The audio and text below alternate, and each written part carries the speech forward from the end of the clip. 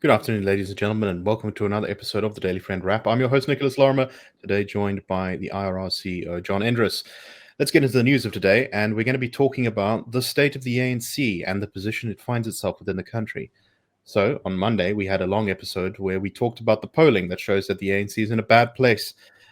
Politically speaking, they are down to sort of 32%, with a lot of their voters moving from ANC voting, ANC supporters to undecided, kind of looking around and thinking, which party are we going to back next? And it's not clear who they're going to back.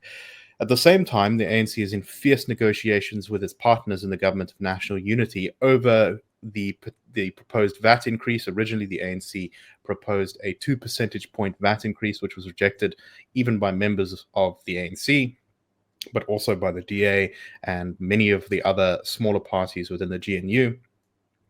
The ANC has now come back with a revised 0.75 percentage points increase to VAT, which is obviously much better, but still not great.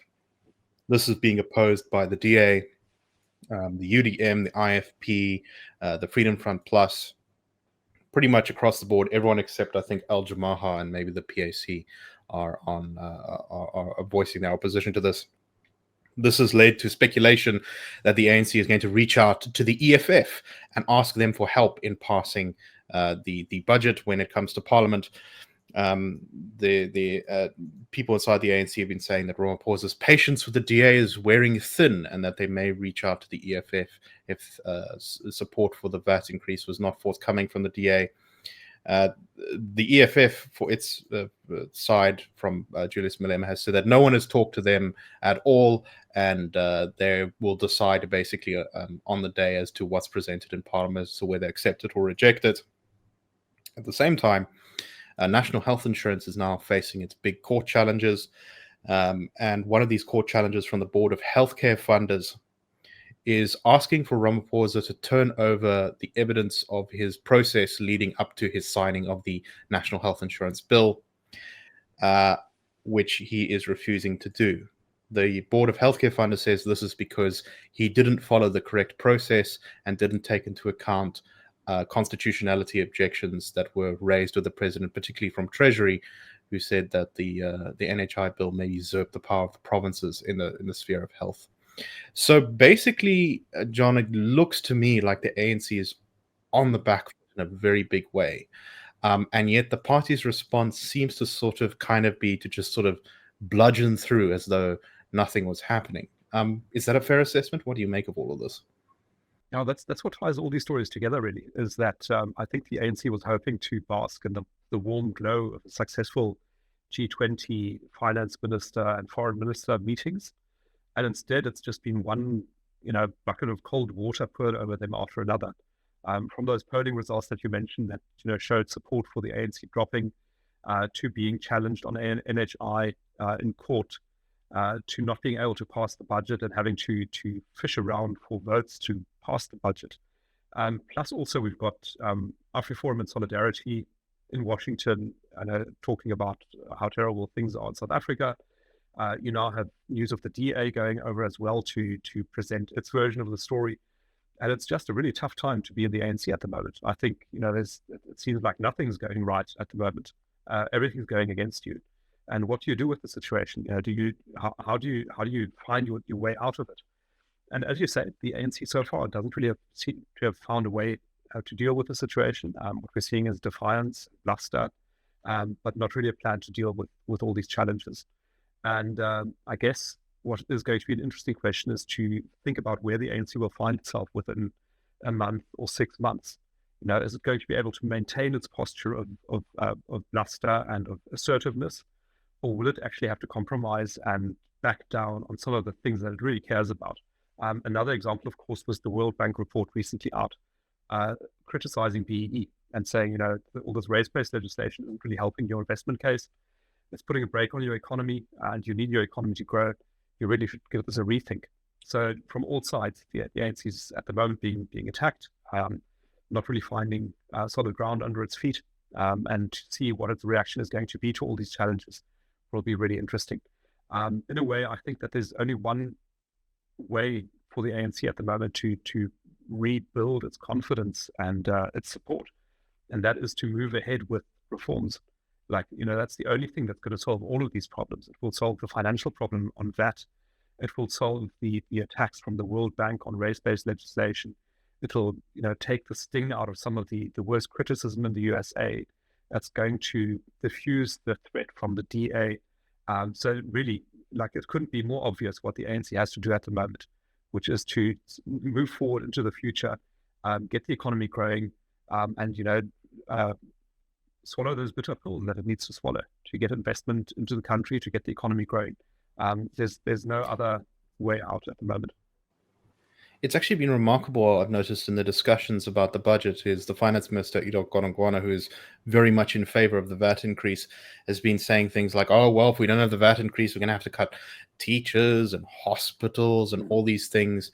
And many different groups and parties have all proposed alternatives to cutting, the popular things like teachers and school and hospitals and all that. The DA says cutting money from the CETAs, from the South African Defence Force deployment to the DRC, doing away with the Youth Development Agency. We've talked about getting rid of BE premiums and other issues like that. And yet it's so strange that all of those things seem to be kind of ring-fenced and protected very viciously by the ANC, while they'd rather cut these kind of social services that do actually do genuine good for South Africans. It just speaks to a party that's kind of so attached to its pet projects that its head is completely in the sand. Yeah, I think it's also because it's dependent on patronage, right? So anywhere that it cuts, somebody's going to be cut off from funding flows. And if you're already weakened, after a catastrophic electoral loss, with your polling numbers looking even worse now, under siege from all sides, now to cut spending is going to be tough, because you're going to make even more people unhappy with you.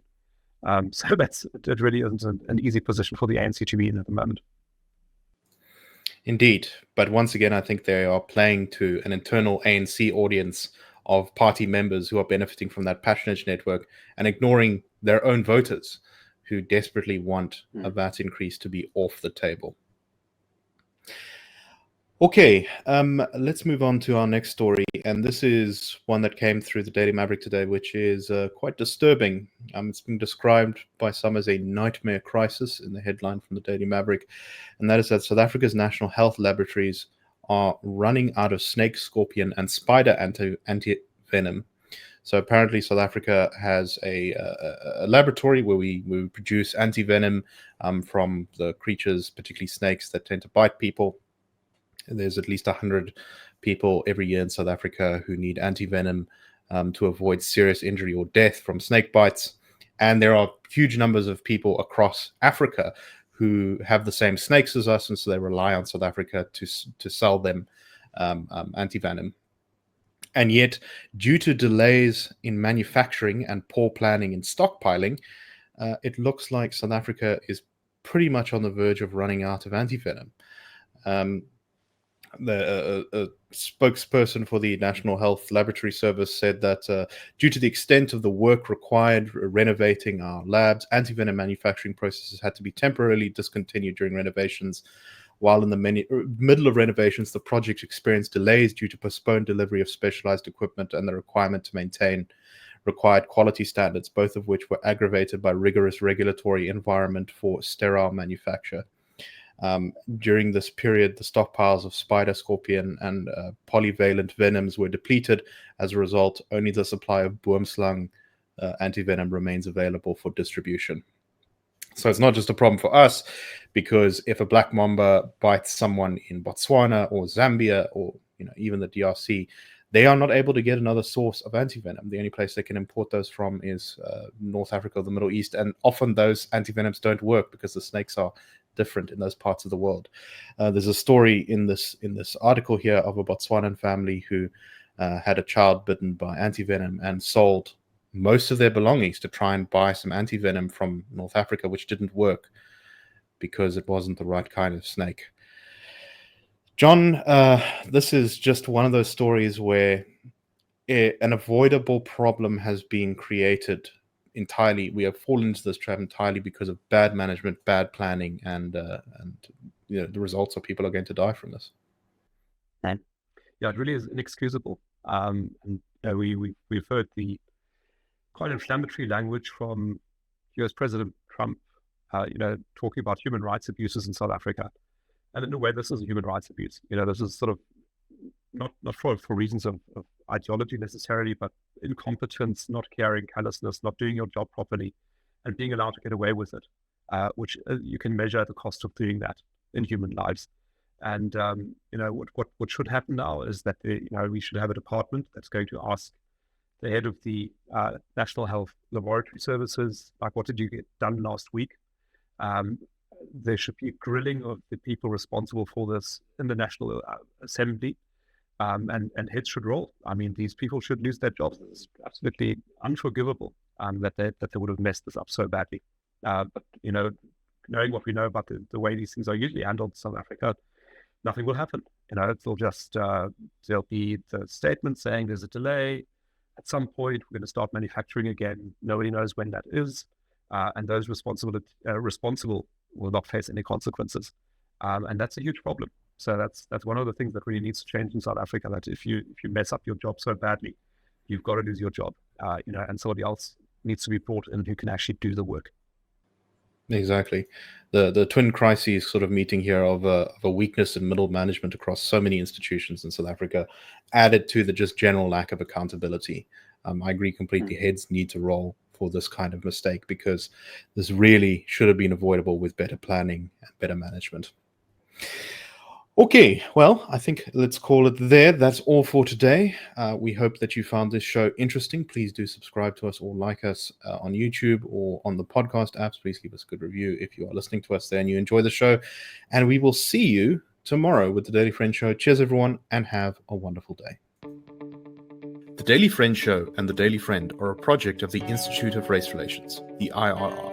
The IRR is a think tank which was founded in 1929 to study race relations in South Africa and works to change government policy to improve race relations through non-racialism and to ensure the prosperity of all South Africans.